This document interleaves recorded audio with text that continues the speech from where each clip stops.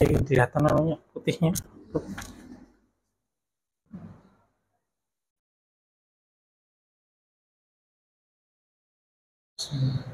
Assalamualaikum warahmatullahi wabarakatuh. Alhamdulillahirabbil alamin wassalatu wassalamu ala asrofil anbiya'i wal mursalin Sayyidina Muhammadin wa ala alihi wa ashabihi ajma'in amma ba'd. Bapak Ibu jamaah sekalian yang dirahmati oleh Allah Subhanahu wa taala dan para pendengar setia Radio Dakwah Darussalam dimanapun Anda mendengarkan siaran langsung kami, baik melalui radio ataupun di live streaming di link rdssamarinda.com. Sebelum kita mendengarkan tausiah menjelang sholat sunnah tarawih, kami informasikan klinik Semoga Sehat Masjid Raya Darussalam Samarinda membuka pelayanan berobat dari jam 8 pagi sampai dengan 9 malam. Pelayanan berobat terdiri dari poli umum, poli gigi, serta khitan. Kemudian kami informasikan hasil sholawatan tarawih pada malam 29 Ramadan 1444 Hijriah. Telah kami terima sebesar Rp1.099.300. Kami atas nama pengurus Yayasan Masjid Raya Darussalam Samarinda mengucapkan terima kasih atas infak dan sedekah yang sudah Bapak Ibu berikan. Dan semoga apa yang Bapak Ibu infakkan dibalas oleh Allah Subhanahu wa taala dengan pahala yang berlipat ganda. Amin amin ya rabbal alamin. Selanjutnya petugas tarawih pada malam hari ini pada tanggal 21 April 2023 atau 30 Ramadan 1444 Hijriah yang bertindak selaku penceramah Haji Bunyamin LC.MAG, kemudian Imam Tarawih Ustadz Muhammad Arsyad dan Ustadz Haji Muhammad Safwan R. Untuk doa Ustadz Ahmad Nur Jamil dan penyelawat Qori Tasik Ibnu Fatim dan Qori Ahmad Yani AMDKM.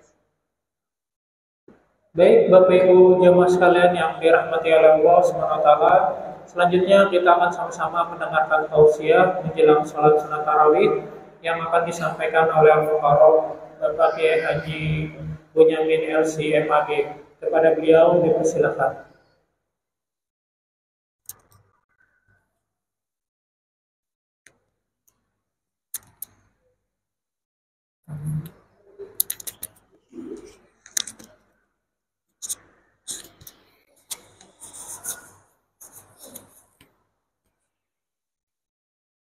Assalamualaikum warahmatullahi wabarakatuh. Bismillahirrahmanirrahim. Alhamdulillah alladzi ja'ala as-siyama junnatan wa hasina. Allahumma salli wa sallim wa barik ala sayyidina wa habibina Muhammad wa ala alihi wa ashabihi salatan wa salaman tazilun tafdilan wa tasyifa. Amma ba'd. Ibu bapak jamaah salat tarawih yang dirahmati Allah, patut kita bersyukur atas segala nikmat dan karunia Allah, termasuk diberikan hidayah, kemampuan, kesehatan untuk menyelesaikan 28 puasa, dan insya Allah malam ini malam ke-29. Kita tunggu hasil ru'yat apakah besok atau hari Sabtu. Untuk Muhammadiyah lebaran besok dengan cara hisab.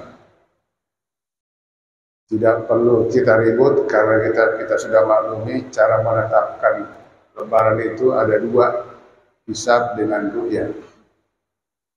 Ya. Jamaah sholat tarawih yang saya hormati, yang harus dipastikan adalah ibu bapak yang sudah melaksanakan ibadah puasa dengan baik, itu adalah orang-orang yang menjadi kelompok Habibullah. Betapa susahnya untuk menjadikan seseorang sebagai habaib. Kalau nggak ada keturunannya agak susah.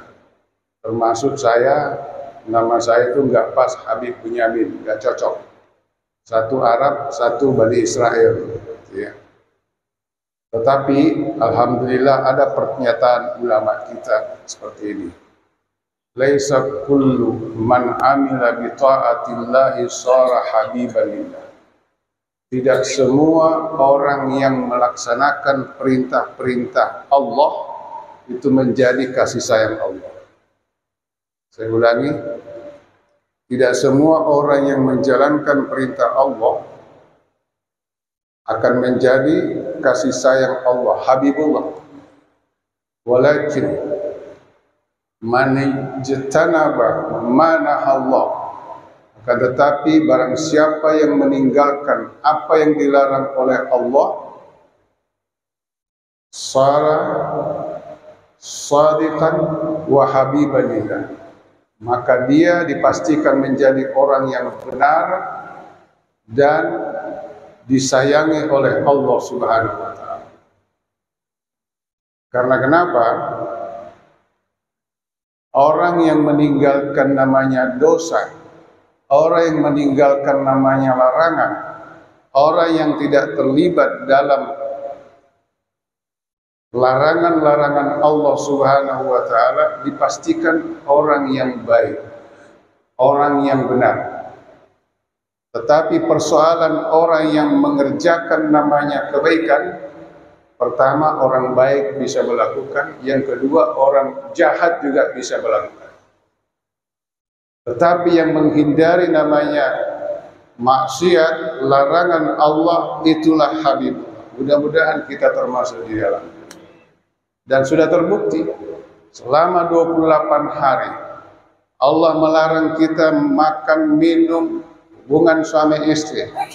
Mulai sahur sampai maghrib tidak ada yang melanggar. Sebab kalau ada yang melanggar berarti batal puasanya. Ya kan Pak? Satu. Yang kedua, bukan cuma persoalan makan, minum, hubungan suami istri. Bukan cuma persoalan tenggorokan, perut dan di bawah perut. Karena itu yang paling pokok. Tetapi di samping itu ada yang lebih pokok.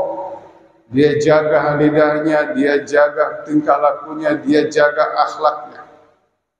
Dan itu mampu kita lakukan, tambah benar-benar menjadi para habaib. Insyaallah mudah-mudahan malam ini kita terdaftar sebagai habaib Allah Subhanahu wa taala. Jadi secara amalan, secara ilmu yang kita ambil dari petunjuk Rasulullah sallallahu alaihi wasallam, itulah yang nanti termasuk orang-orang yang dirindukan oleh Allah Subhanahu wa taala. Dirindukan oleh Allah, dirindukan oleh baginda Rasulullah sallallahu alaihi wasallam. Beliau 14 abad yang lalu sudah ngomong sama sahabatnya, "Isyaqtu ala ikhwani, aku merindukan saudara-saudaraku." Kata sahabat, "Kami ini sahabat-sahabatmu." "Iya, saya tahu kalian adalah sahabat-sahabat saya. Orang baik semua, membela saya, mendukung saya. Bahkan ikut perang bersama saya untuk membela ajaran Allah Subhanahu wa taala. Tapi ada orang yang saya rindukan, orang-orang yang lahir jauh setelah saya meninggal dunia. Itu yang saya rindukan." Kenapa? Dia percaya kepada Allah, tidak pernah melihat wajah saya, tidak pernah bergaul seperti kalian, tapi dia percaya kepada saya. Bahkan dia kepingin berdoa, "Ya Allah, berikan saya rezeki untuk ziarah ke makam Rasulullah SAW." Sampai antrinya puluhan tahun. Daftar hari ini 35 tahun bisa nunggu, baru bisa kena gilirannya naik ke tanah suci. Akhirnya apa? Begitu dapat rezeki, daftar langsung. Bayarannya nggak tanggung-tanggung, $23.000. Berani aja. Demi apa? Cinta kepada Rasulullah SAW. Subhanallah. Jadi kalau orang sudah diberikan petunjuk oleh Allah seperti ibu bapak sampai hari ini, demikian juga pendengar Radio Darussalam yang ikut melaksanakan ibadah puasa dengan baik, insya Allah tercatat sebagai Habibullah. Yang penting jangan kelihatan di lokasi maksiat. Dan ini luar biasa. Kalau ini sudah berhasil, insya Allah setelah puasa nanti kelihatan hasilnya. La'allakum tattaqun. Menjadi orang-orang bertakwa. Siapa itu orang bertakwa? orang yang paling mulia di sisi Allah. Inna akramakum indallahi atqakum, dan itulah yang paling mulia di antara kita. Siapa yang paling mulia di antara kita? Yang tinggi jabatannya, yang banyak hartanya, yang banyak amal solehnya. Amal soleh boleh jadi, tapi kalau banyak pelanggaran belum tentu. Karena diinginkan di sini adalah orang yang berpuasa betul-betul menahan diri, hawa nafsunya betul-betul ditertibkan. Apa yang disukainya, kalau Allah nggak suka, saya ikuti perintah Allah Subhanahu wa taala. Luar biasa. Dan inilah yang banyak kejadian sekarang. Ketika kita memiliki hal seperti ini, begitu ada keinginan kita, hawa nafsu kita, ada larangan Allah, kita ucapkan sami'na wa ata'na. Bahkan bukan sampai itu. Ketika kita mendapat musibah pun selalu kelihatan nikmat Allah. Ketika membuka puasa, dia memuji Allah Subhanahu wa taala. Asyhadu an la ilaha illallah. Yakin ini perintah Allah. Walaupun saya sebenarnya agak haus atau lapar, saya harus tunggu. Belum waktunya untuk saya makan minum. Saya ingin ada berita bohong mau menyebarkan, tidak berani dia. Tidak berani mencaci maki orang. Ustaz, alhamdulillah kalau soal dia selamat. Saya tidak pernah lagi menceritakan kejelekan orang, tapi lewat WA. Oh, itu lebih bahaya lagi. Lewat WA, dia sebarkan berita hoak. Jadi nanti banyak masuk neraka bukan karena lidahnya, karena tangannya bersama dengan handphonenya. Wow, nauzubillah bizalik. Nah, karena dengan ketulusannya itulah berani dia mengucapkan sami'na wa ata'na, bahkan memuji Allah Subhanahu wa taala. Itu sebabnya di akhir Ramadan, Idul Fitri, kembali apa maksudnya? Awaidullah, banyak karunia Allah, banyak nikmat Allah yang kita peroleh. Nikmatnya apa? Bayangkan waktu pertama kali puasa, dibayangkan 30 hari, 29 hari, berat ini. Tapi alhamdulillah enggak terasa, terlaksana dengan baik. Kenapa? Karena Allah berikan kekuatan kepada kita.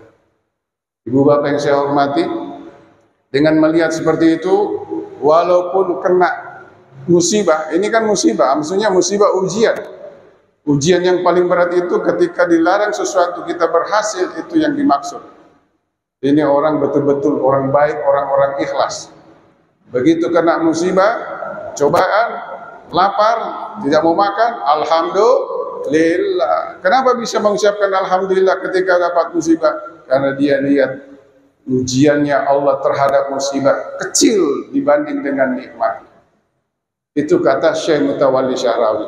Orang yang melihat nikmat Allah lebih banyak, walaupun kena musibah, kena cobaan, dia tetap senang terhadap keputusan Allah. Redanya Allah selalu menjadi, keputusannya Allah selalu direstui, diridai. Sesuai dengan doanya ketika selesai sholat tarawih. Redamu ya Allah, kami, keputusanmu ya Allah, qadarmu kami terima. Kalau anak-anak kecil kena musibah, dia menangis, dia mengeluh, biasa. Anak kecil juga lebih hebat. Tapi yang paling hebat, orang kena musibah cobaan, dia selalu memuji Allah Subhanahu wa taala. Bahkan dia takut kalau tidak kena musibah. Kenapa? Jangan-jangan Allah sudah lupa sama saya. Nah, itu kalau sudah sampai begitu, bukan Habib lagi, tapi meningkat jadi waliullah. Nah, mudah-mudahan kita termasuk di dalamnya. Amin. Saya kira itu memberikan semangat. Insya Allah mudah-mudahan diberi perpanjangan umur, bisa ketemu lagi bulan Ramadan akan datang, akan lebih semangat lagi. Tapi insya Allah kesan pesan Ramadan sudah membekas di hati kita, insya Allah, terhadap diri kita, terhadap anak-anak kita. Ada kebersamaan, ada kegembiraan. Kenapa? Silaturahim kepada Allah, memohon ampun kepada Allah. Kata Allah, tidak mungkin kamu diampuni kalau di antara sesama kamu masih cekcok, masih tidak mau teguran. Maka semua diselesaikan pada saat Idul Fitri, saling maaf memaafkan antara satu dengan yang lain. Yang lebihnya mohon maaf. Wabillahi taufiq wassalamu. Wassalamualaikum warahmatullahi wabarakatuh. Alhamdulillah.